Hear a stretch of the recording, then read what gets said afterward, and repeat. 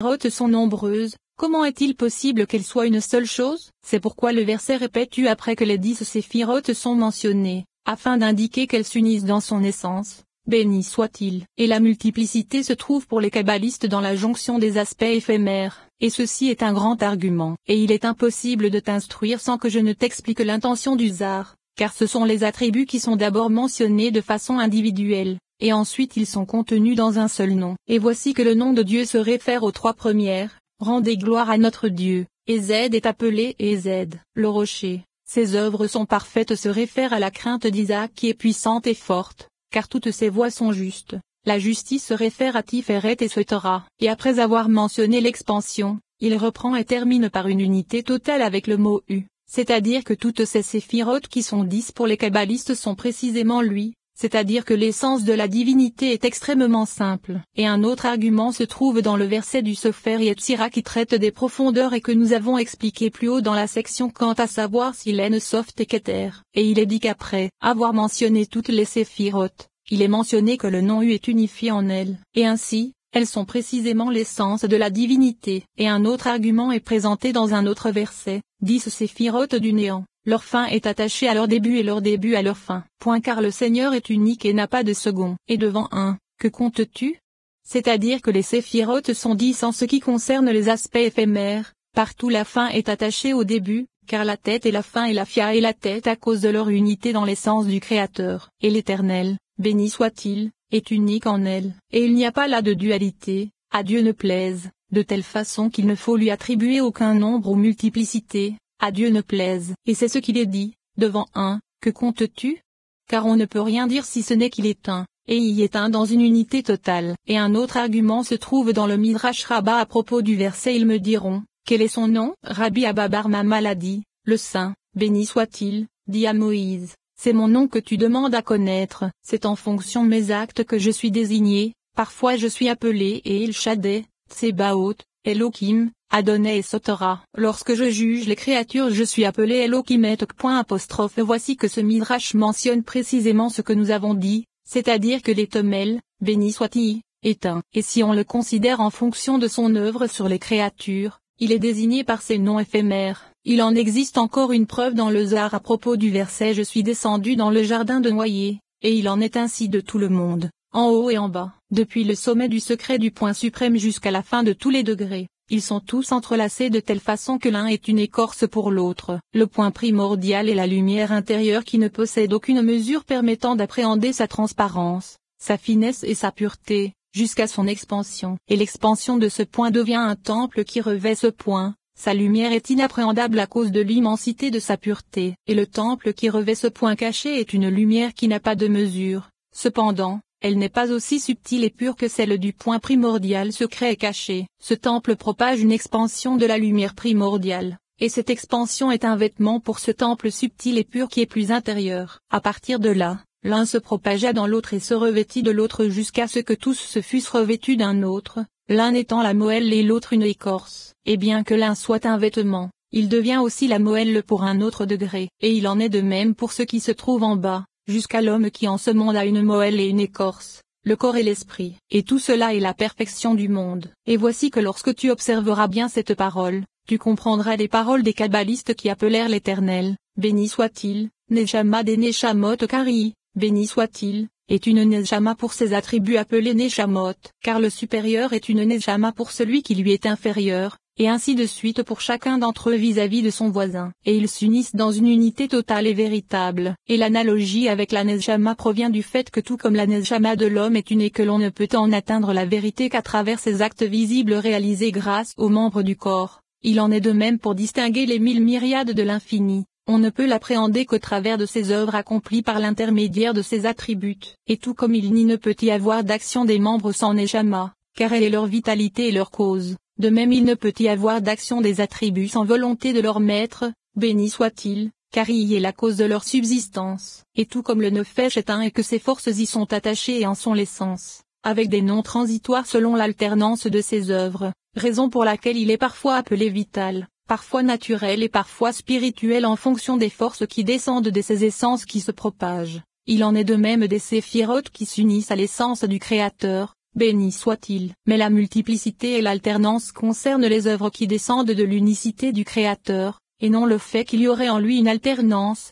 car cela ne concerne que celles qui reçoivent. Et c'est pourquoi nos maîtres de mémoire bénis ont imaginé la chose suivante. La Neshama se rapporte à l'Etmel par 5 choses, et cela fut plus amplement justifié par Rav Amé, notre maître le Gaon ainsi que par notre maître Baya, qu'il repose en paix, et ils ont tous admis cet enseignement. Et en vérité, ni les paroles du Zohar ni les paroles des commentateurs ne soutiennent cet enseignement. Alors cette opinion est d'autant moins nécessaire, car c'est en étudiant un peu que l'homme peut comprendre puisque tous ces arguments établiront l'esprit mais non précisément vis-à-vis d'eux. Et la vérité c'est que nous avons rapporté plus d'arguments qui se rapprochent de son opinion. Mais cela ne suffit pas car il a été longuement question de Rabbi Menahem et certains de ces arguments ont été violemment réfutés. Et ainsi, nous allons présenter maintenant certaines réponses qui résolvent les difficultés de Rabbi Menahem à propos du fait que le nombre ne s'applique pas à lui, béni soit-il, vis-à-vis de son essence, mais uniquement vis-à-vis de l'alternance des aspects. Et ainsi, la division des attributs, la branche et la racine,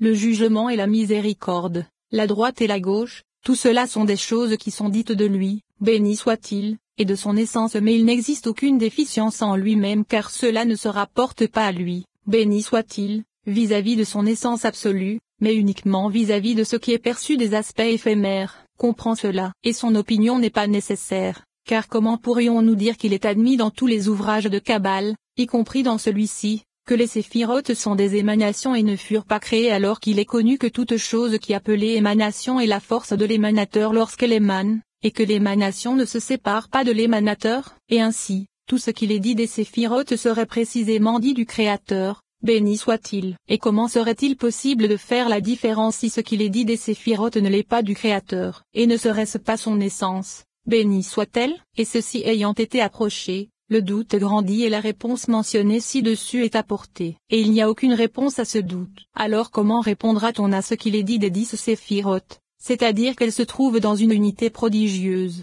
comme une flamme attachée à la braise? Et comment résoudre également les autres paroles qui sont présentées plus haut? De plus, la confusion est redoublée dans la solution apportée, car s'il est question de division et de multiplicité à propos des attributs, il y a alors nécessité de multiplicité en lui, béni soit-il, puisque si on leur a donné un nom c'est qu'elles sont séparées de lui. D'autre part, cela est semblable au nefesh qui fut présenté plus haut comme identique dans tous les désirs et etc.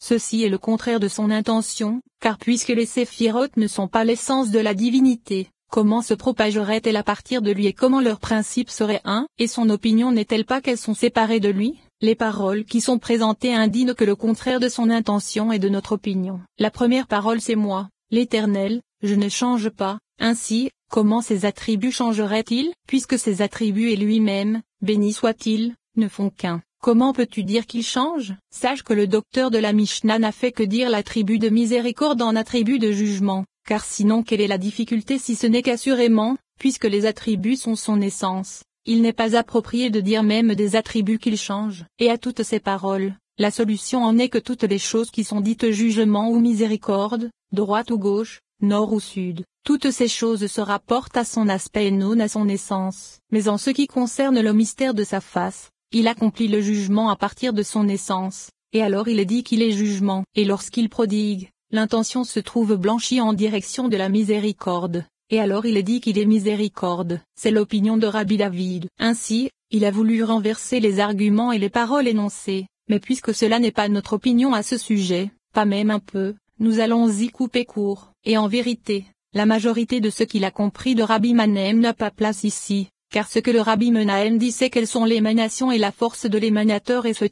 Et c'est la finesse de sa providence qui se propage à l'intérieur de ces séphirotes, et non les séphirotes. Et ainsi, ce qui est difficile dans ce sujet c'est la comparaison avec le nefesh qui a été faite par Rabbi Menahem. Son opinion n'était pas celle de l'explication de Rabbi Menahem, car l'intention de Rabbi Menahem était de résoudre le sujet des attributs qui sont au nombre de 10, et de leur œuvre infinie. Et c'est pourquoi son intention était de dire que chaque attribut fait une chose et son contraire, comme le nefesh, car sinon il serait approprié que les séphirotes soient sans fin, tout comme les œuvres n'ont pas de fin. Et cela fut assurément d'une grande difficulté pour Rabbi David. Et lorsque nous préciserons les paroles de Rabbi Menahem, ce sujet se trouvera à expliquer, et c'est que les séphirotes sont des choses identiques pour chaque chose et sa contrepartie, et le sens en est que les séphirotes elles-mêmes parfois châtient et parfois récompensent, et le sens en est que la mitzvah de la circoncision fait subsister car elle dépend de Yésod et c'est assurément cet attribut qui donne une récompense pour cette action, et cette récompense vient par son intermédiaire. Comme nous l'avons trouvé à propos de Joseph le juste qui accomplit la mitzvah de la circoncision et mangea du fruit de ses actes dans ce monde.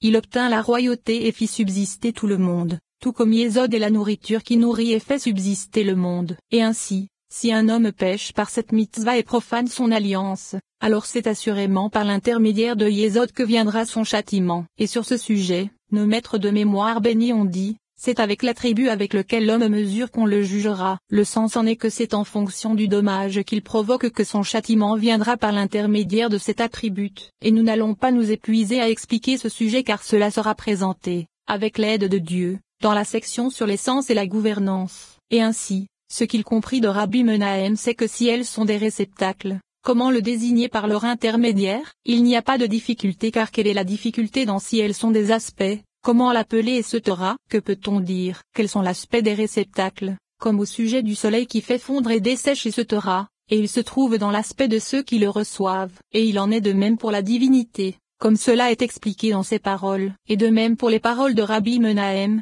il en est déduit qu'elles s'appliquent aux aspects des séphirotes et non à son aspect. Béni soit-il, et bien qu'il soit désigné par leur intermédiaire, le sens en est qu'il agit par elles. Ainsi, ce que nous avons voulu expliquer brièvement des paroles de Rabbi Menahem et de Rabbi David, nous n'allons pas nous épuiser à en rapporter le contenu ni les arguments, car en aucun cas cet enseignement ne s'oppose à notre discours. D'autre part, toutes ces paroles tendent vers un côté ou l'autre, mais aucune n'est nécessaire lorsqu'on les regarde superficiellement. Chapitre 3. Après avoir présenté dans les chapitres précédents les deux systèmes de pensée de Rabbi Menahem, c'est-à-dire qu'il s'agit de réceptacles, et de Rabbi David, c'est-à-dire quels sont les sens, nous allons maintenant, dans ce chapitre, présenter notre humble opinion concernant le premier système de pensée qui fut détaillé dans le premier chapitre et qui est celui de Rabbi Menahem, et nous poursuivrons ensuite avec l'opinion de Rabbi Yehuda le tailleur qui est la suivante. Les séphirotes seraient les réceptacles de l'artisan qui lui permettraient d'accomplir sa volonté en une chose et son contraire, et tous les bienfaits et leurs contraires se propageraient depuis les attributs qui seraient ses réceptacles et non depuis son essence. À Dieu ne plaise, et il faut s'éveiller à cette opinion. Voilà qu'il est connu que la connaissance de Dieu, béni soit-il, est différente de la connaissance des autres créatures, car ces dernières ont une connaissance extérieure à elles-mêmes, à l'image de l'homme qui reconnaît une forme à partir des formes ou des choses qu'il se représente dans son entendement. Voici qu'il existe au total trois choses. La première c'est la connaissance dénuée de cette forme avant qu'il ne la connaisse, puis il existe la connaissance qui se trouve en lui et qui reconnaît cette forme, et ces deux avec la forme connue font trois, et ce sont la connaissance, le connaisseur et le connu, mais il n'en est pas ainsi de la connaissance et du Saint béni soit-il, à Dieu ne plaise, car il y est la connaissance, il est celui qui connaît et il y est le connu, comme cela sera expliqué en détail, avec l'aide de Dieu, dans le 13e chapitre de la section sur l'essence et la gouvernance. Et ainsi, après cette introduction véritable et ces arguments gravés dans le cœur des croyants, comment justifier que nous disions que les séphirotes ne sont pas son essence? N'y aurait-il pas quelqu'un qui sache avec sagesse en dehors de lui? À Dieu ne plaise. Et ainsi, comment quelqu'un comprendrait-il avec intelligence? À Dieu ne plaise, en dehors de lui? Ainsi, nous allons conclure que les autres séphirotes sont attribués aux autres actions. De plus, selon cette opinion la récompense et le châtiment se propagent depuis les attributs car on ne peut attribuer à la divinité ni lumière ni ténèbres, ni jugement ni miséricorde et ce Torah. Ainsi, il se trouve que les attributs sont ceux qui récompensent et punissent à partir de leur nature que l'émanateur fait couler en eux, comme il est dit, cela est semblable à un roi qui ordonnerait à l'un de ses serviteurs et ce Torah. Ainsi, selon cette opinion il y aurait dans la divinité, à Dieu ne plaise, aucun pouvoir de récompenser ou de protéger car l'Etmel abandonnerait la terre aux mains des attributs. Et si un homme pêche, sa prière ne serait d'aucune utilité pour que l'émanateur lui prodigue du bien et pardonne son offense puisque sa récompense ou son châtiment ne dépendrait pas de lui. Et il devrait prier ce serviteur que le roi a assigné à la récompense et au châtiment. Et cela voudrait dire, selon cette opinion, que lorsque l'homme prie la cause des causes il y reçoit sa prière et ordonne au serviteur de lui prodiguer du bien et de pardonner son iniquité. Ainsi, on trouvera que c'est par son ordonnance et sa volonté que viennent la vie et le bien, la mort et le mal, la récompense ou le châtiment, et qu'il change de volonté en volonté avant sa prière, voulant sa perte, sa mort ou son châtiment et ensuite voulant sa subsistance, sa vie ou son bien. Mais ce qui